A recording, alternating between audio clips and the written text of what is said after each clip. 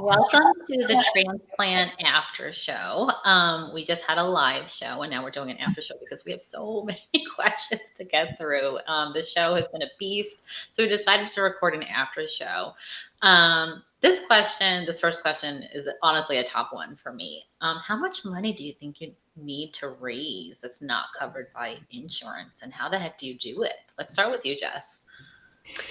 I actually consulted Kyle on this before the show to kind of get his thoughts. Insurance is just its own thing. So you definitely have to talk to your insurance company to figure out about what they're going to pay.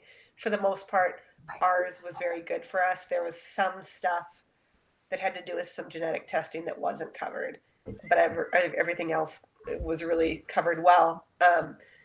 We didn't have any housing though that was covered, and we really just kind of worked up a budget. And then I did keep track, and I'm just trying to reflect. I know that I gave a number to Savannah at one point, but I think that we spent like over a 3 or 4 month period, I'm going to say 4-month period, about $25,000 on housing, food, childcare, like just living expenses basically. And we were really, really blessed and fortunate that we didn't have to really fundraise for ourselves. We had just a really loving community that did some fundraisers for us.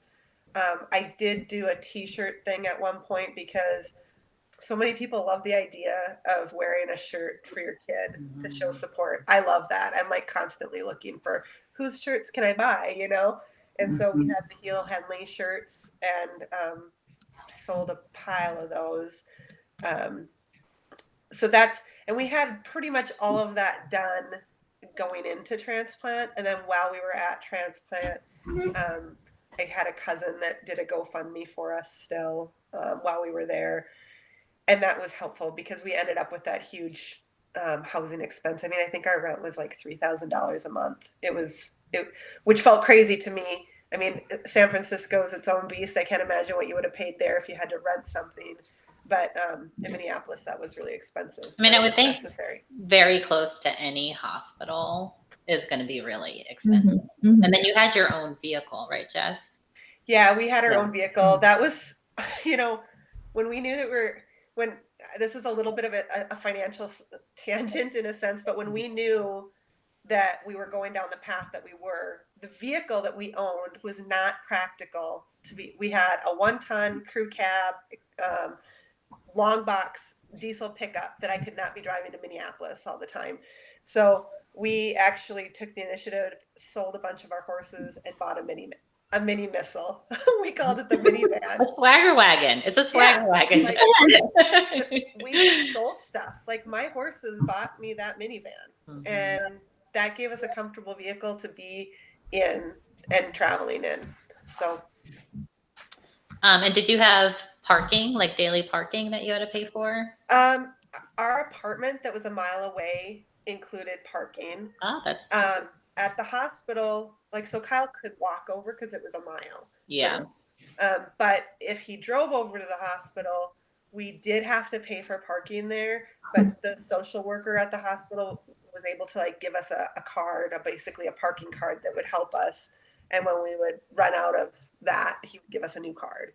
Yeah. So we didn't, while inpatient, we didn't really have to pay. After we were outpatient, that we were paying. Yeah. And that could add up. Yeah. Thank you, Jess. Jody's same question. I know you mentioned parking was a big deal in San Francisco. That was the least of ours. I think there's a misunderstanding about what insurance. Oh, there is totally. People think like everything.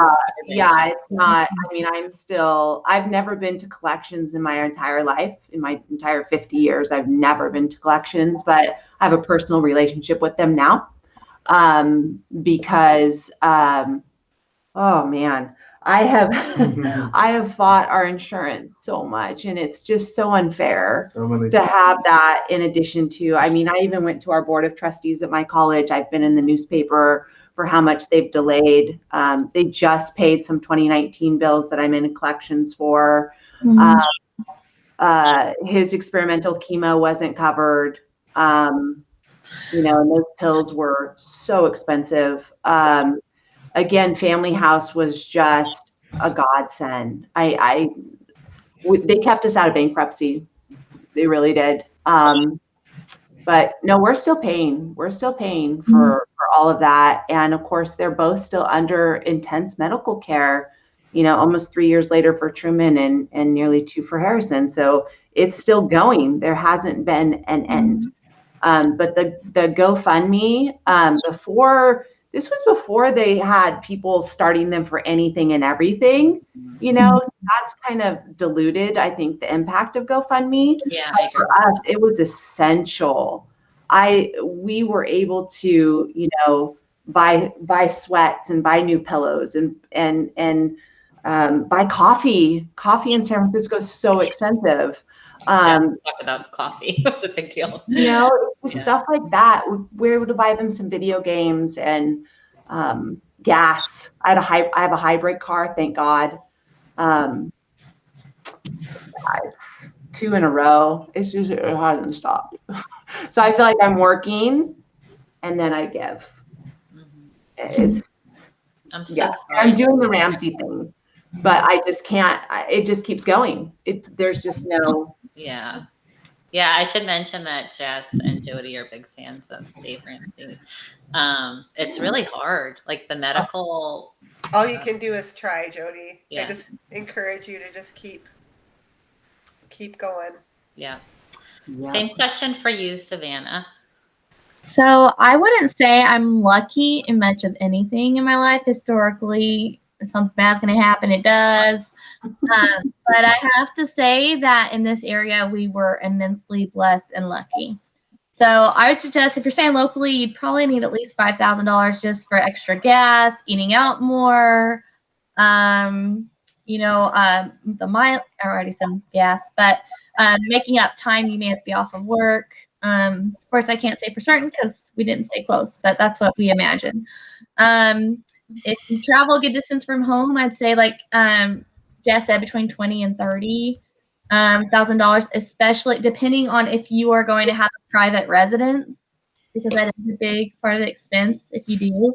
And depending on what insurance will cover, again, because you just don't know. And we were really lucky because we had good insurance at the time. My husband's insurance has changed twice since transplant, and I don't think it would have been nearly as kind as the one that we had when we went to transplant. So I consider that a total God thing. So we raised around $15,000. We did t-shirt fundraisers. We did interviews with the local news channel. And that helped to get it out there. And around the same time that we did the interview, Lincoln's speech therapist's husband was a professional videographer. So he came over and did a video asking us questions of Lincoln. And oh my word, it was so hard to put yourself out there like that. It is so hard to say that you need help because we just bought a new house before we learned we had to go to transplant. I was worried, am I going to keep my job? Are we going to keep our house? Or is our child going to die? Like, we didn't, so the money, that's there too. And so, thankfully, that video they made, it trended on Facebook. And that news article went live right before Friends and did a link sale for us, a link dessert sale at our lawyer friend's law firm on a busy street. And he put up a marquee of Lincoln, and we had people come in who didn't even want food. They just wanted to give money because they saw Lincoln on the news. And it was very humbling. The people that reached out to us through Messenger, we couldn't have done it was a matter of just taking off one less thing to stress and worry over. It was a huge, huge blessing. And our insurance had a travel coverage, so it would reimburse up to $10,000. So on either food or rent or travel itself, gas mileage. And so again, I don't think our current one has. So that was just one area that we really, really were super lucky and blessed. And I also made I recommend this for other families, an Amazon wish list. Oh yeah, that was I had things that we needed for our apartment or for Lincoln or for like food gift cards. Sometimes we put those in the mail, and it was just fun to get packages. Like I'm sure the people in the apartment in the mail area were like, "Dang, they're getting like these things like Lincoln's popular." I don't know. So all those things were just a huge blessing. Can I ask a quick question before the next question? Oh, I'm sorry. I didn't mean to interrupt you. You asked this question of them. I want to tell you this because it's important. Yeah. So Cincinnati, you don't, you get, if you have a child inpatient, you don't have to pay for parking. You get a validated. Oh, yeah. Good. And unofficially, if I've been told, and I experienced this, if insurance doesn't cover everything, it just goes away. Oh. That's Cincinnati. And that was the thing that really, I would have to say bothered us because we didn't qualify because I kept working. We didn't qualify for things. And it was like, if I had not worked and continued to stress myself out that way to preserve our life, we could have gotten a lot of things covered. And that really plagued me. But it was so much so that at my work, they kept raising the rates, and they would show the top 10 of why the rates were going up. So I was on that top 10 grossly. And so our rates kept going up. And I found my voice to advocate for folks who are the janitors at our college and the secretaries at our college, because if this happened to them, they're under the same insurance plan. Totally. Yeah, they might as well not work, and they're valuable at the college. I am in a position where, I'm still keeping my head above water and valuable, but there's a lot of soul searching that goes on about what's important in life, what is really valuable, what can't you take with you, what would you give, what is priceless. I mean, it's there's a lot that goes through your head at those times. Thank y'all so much. I just have a quick follow-up question to that question. It made me think of we've done a lot of fundraising, and I always donate back to the foundation. But in the very beginning of before Roman was diagnosed, a friend put up a fundraiser, just a T-shirt fundraiser for us. We didn't even know what was going on with Roman, and we got so much judgment about why we needed money, what we had just moved into a brand new house, and just had a baby, and bought all the things that go with a brand new house. And we got a lot of pushback about, you live in this nice house and you just want these nice things, and why would you possibly need? So I think we're a little scared of judgment. Did any of y'all have any pushback like that? Like, why do you have this? Or what would you possibly need money for? I feel like we did. And, we didn't know going into it the possibility that they might cover if they got a bill after insurance. Like, we didn't really know for certain anything. And but I did kind of get that feeling, I think, from people. And, that feeling on when we didn't have Ethan come with us. I mean, in general, any piece of transplant or where you go for transplant, like, people are going to have their 2 cents and just finding that place. And, when you're going through so much, you don't care about what anyone else has to say, because the people who love you, know you, like, they just want you to be taken care of. They just want you to have one less thing to worry about during that time. Yeah. Definitely. Did anyone else Jess, you wanted to comment on that? Yeah. I would say that I definitely fought that battle, whether it was real or imagined, all of the time. And in the beginning, I just kind of told myself, like, we just have to accept it right now, because there's going to be an opportunity for us to give back. And when we can give back, we will give back. But I remember one specific time, like after we came home from transplant, running into somebody that I knew in the parking lot, and I was driving the minivan. And I remember that person, like, looking at me and going, "Whoa, look at you. Look at that nice car." And I just, like, kind of sank because immediately in my mind I thought, they think that I used the money that they raised for Henley to buy this van. And like just felt very insecure about it. When in reality, I knew what I had. Like, we weren't about to ask for help from other people if we weren't going to like take some major steps in our life, like selling our horses and doing some of those things and things. So that is a really hard thing, but you do have to really take a step back and just accept that there are people that want to help you. Yeah. This year at Christmas, I mean, Henley's 3 years post-transplant this May. And this year at Christmas, like, this box of presents showed up. We have no idea where they came from. And I wanted to cry because I was like, why? We don't need this. You know, like, there's somebody else that needs this, but we don't need this. Why did they have to give this to us? But somebody really wanted to give that to our girls. So we just had to accept it. It was Santa or whoever it was. I don't know. That's you know? beautiful. It is hard to take it, to accept it. It's hard. And we had some that gave us I felt like they wondered, why did we need an apartment when we could just stay at the Ronald McDonald House? I think that was mainly our thing, that I felt a little judged on by some people. But overall, people did more than I felt. I don't know. Like I said, it's very humbling, and I just felt so loved. By how many people? I was blown away. I'll share this on another show, another topic, but I spent $160,000 to make my daughter. So Roman would definitely have a bone marrow match. He's still he's 6.5 years old, and he still has no bone marrow match in the world. If we didn't, no one even comes close, not even like a 7 out of 10 or no cord blood, nothing. I don't regret it. And that is talking about like what's valuable to you. There's no price on that, but it definitely has taken a toll on our marriage. It has taken a toll on our finances.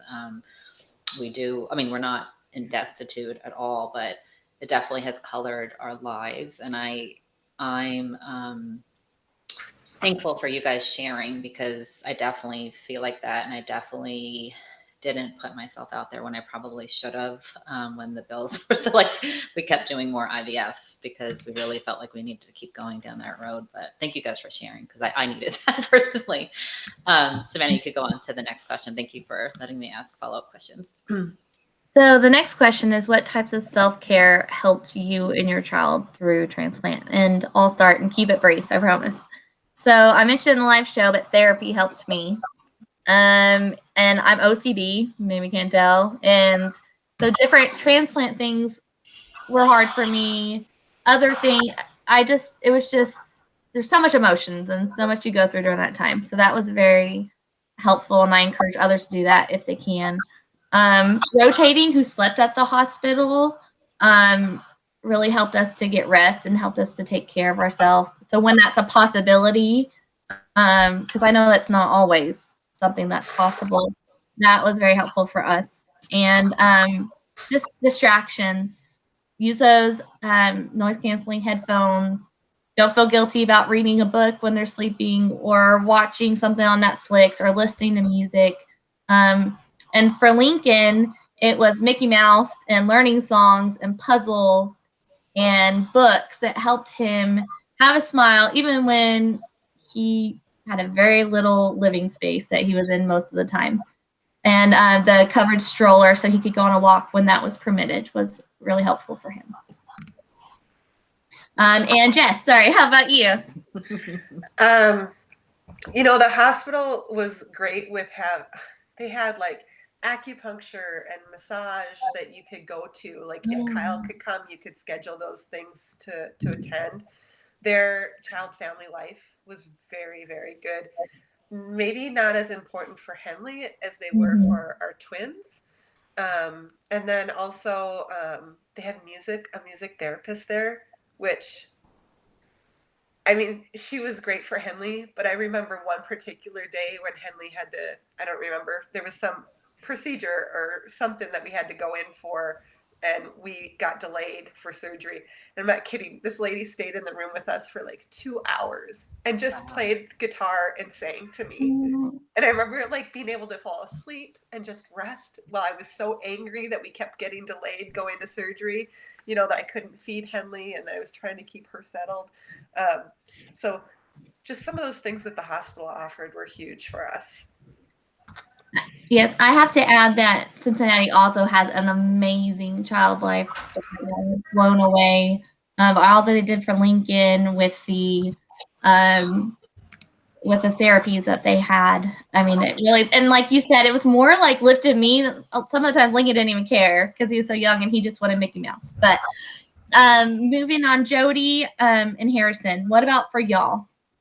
What helped y'all to get through? What self-care helped you get through transplant? Well, let's see. Every morning, well, the weekday that is, Thank you, I Truman. love to watch Turn The it Price down a is little. Right at like 10 in the morning or so. I Thank you, just honey. love to watch Perfect. that show. And, you know, just being entertained as well, just letting the time pass by. That's just also great as well. Yeah, we had a show. I mean, it's teenagers, right? But we've always just been so close because, you know, they've grown up with Schrockman Diamond. So we've always liked each other. We have, you know, a show that we would watch together. What's the meditation app that we were using? Yeah, Truman and I used a meditation app at night. But I mean, I tried to take the two song shower. Tried to do that. It was little things. I brought in my own smelly soap because I couldn't stand the smell of hospital soap.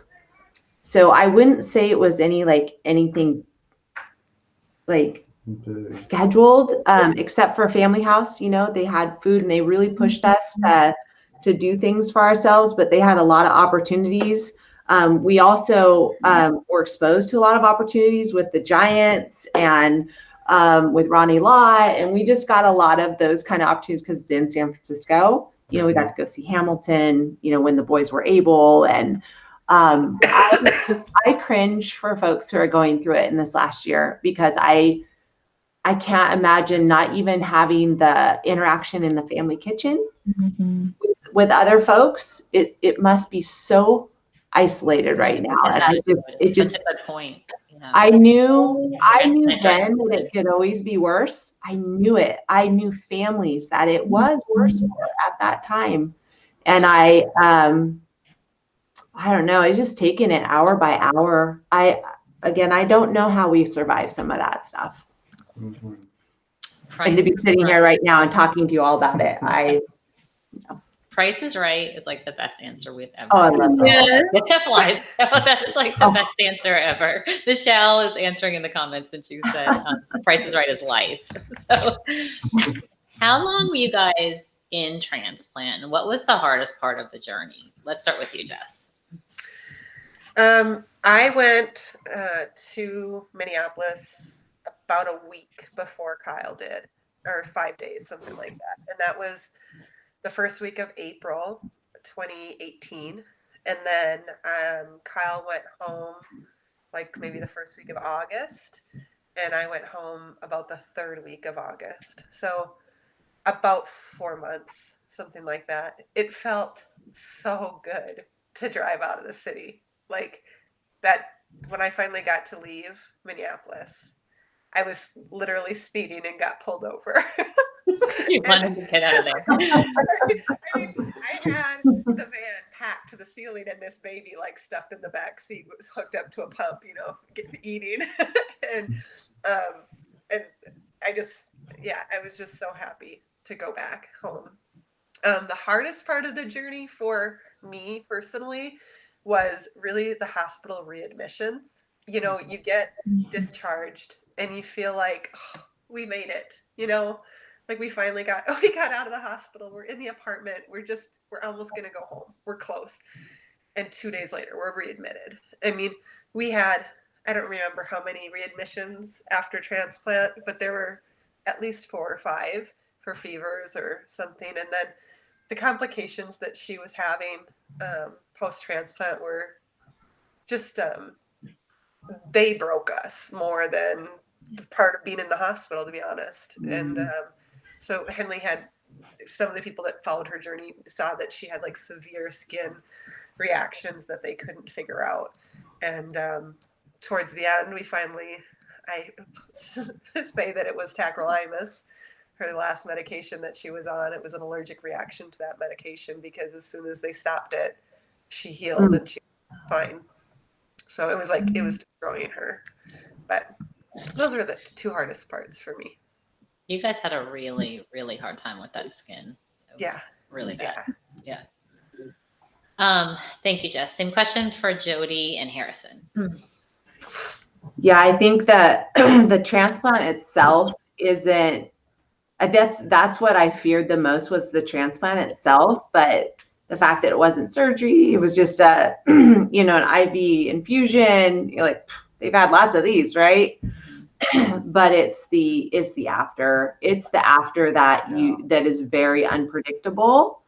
Truman didn't even lose his hair through the chemo to get the leukemia in remission. But definitely the other stuff, really had an impact on them. That was really surprising. I don't think you can anticipate that because every child is different. That's what we're talking. Every child's different. So, again, we're still managing. I don't know what to say about it. Thank you so much. Same question for Savannah. Well, Lincoln was inpatient for 47 days. He had to stay up there, 100 days. It was close to 100 days post-transplant. We were in Cincinnati for 3 weeks before for our workups and waiting for his donor to be available. But the hardest part, I would say, were the few weeks after he got his cells, the 2 to 3 weeks. He, up to that, through the chemo, he'd get a little fever, but then he'd bounce back with Tylenol. During those few weeks, he was puffy. He was mostly sleeping. He just looked miserable. He had mucositis, that gets in there throughout the GI tract. There's a lot of vomiting and just, I've never seen him so miserable. And then he engrafted on day 18.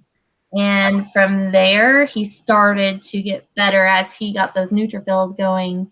But we were lucky that he had a remarkably uneventful transplant.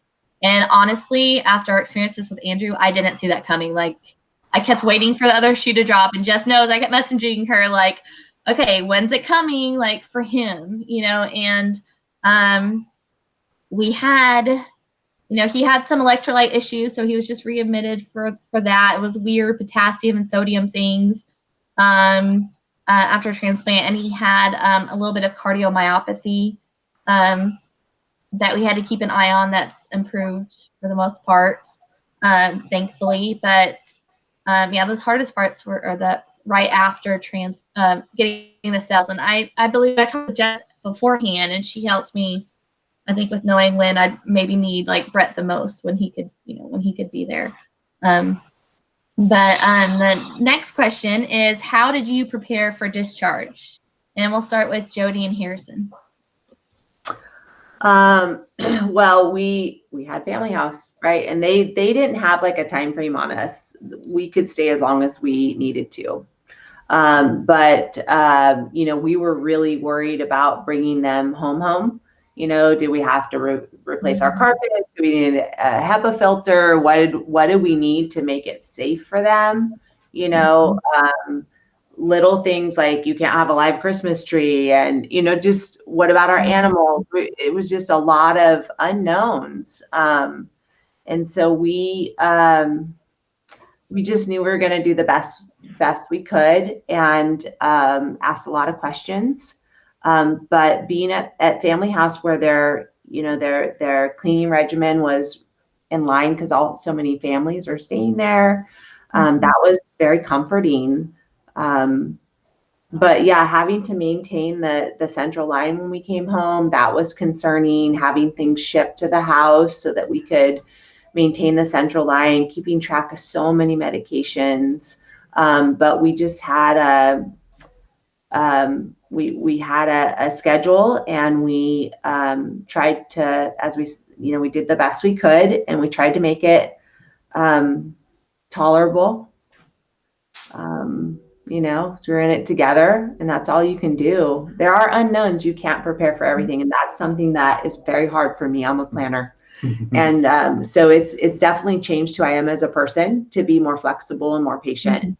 And I wish that people could experience that change without going through something so life-threatening for their kids. Thank you. So we prepared by cleaning the apartments as well as I could. I still haven't, I've come a long way, but lessening, I don't have to wipe off the toy when it's on the floor before he picks it up because it's going to go in his mouth, and because I was paranoid about him getting sick. And like you said, you asked a lot of questions. Okay, so we don't vacuum with him in the room. We got to wait an hour for him to be in that room. Things like that you wouldn't think you'd have to, like live plants. Stay away from live plants for now. But mostly that cleaning. I was a little bit of a Nazi, and I had to get better at that. And we had a plan about who would be in Cincinnati or not. But like you said, you can't plan for everything. And I got the flu not long after he was discharged January 6th. I got the flu early February. And so I had to leave, and Brett had to come, and I couldn't even hug him goodbye because, I had the flu. And so that was crazy. And then, of course, Lincoln got home and middle March, and COVID had just literally shut down our state 2 days later after he got home. And so I was a little bit of a crazy person for a little bit. But like you said, you do what you can. And I think what's hard for me, and that I'd advise others, is as much as possible, try not to be too hard on yourself, because things are going to happen. If they get a central line infection, it doesn't mean you did something wrong. These things just happen sometimes after transplant. And so that's my advice, is to try to be kind to yourself when you leave the hospital, because you've planned and done all that you can do. And Jess, how about you? How do you plan for discharge? Well, when I first read this question, I thought about the idea of being discharged home, out of the 100 days, basically, and going home. And that was really disappointing to me when it finally came, because we were getting sent home at the end of August, home at the end of August. And all I wanted to do is be outside and be by my horses and all of these things. Well, we live in an area that is heavy agriculture. I'm going home at the middle of harvest, and the doctor was absolutely not. She's not to go outside, period. You cannot take her out because there's just too much stuff in the air. So that was really hard, and I basically had to wait for a really hard freeze. And so finally, by November, I could take her out with me to the barn or whatever it was. So in terms of preparing for discharge, it was probably the idea of reprogramming my brain about what that was going to look like, because I had this magic 100 days, we're going to be good to go. I don't know why I thought that. That wasn't the case. Discharge in the Twin Cities, when we got discharged, Kyle was going to go home for a couple days and work, and I really wanted him to leave the twins there with me, even though it was going to be a lot on my plate to have Henley and the twins to take care of. I thought I could do it. And the first outing that I took them on, I fell out of my van and broke my foot. And it was turn around and come back and get the twins, or, figure something out. I can't walk. So there is no preparing for discharge. It will, like Jody says, you just have to roll with it. You can prepare for some of the stuff in the hospital, and then maybe I just didn't think to prepare for after the hospital. I was too focused on chemo and transplant and whatever. So Yeah.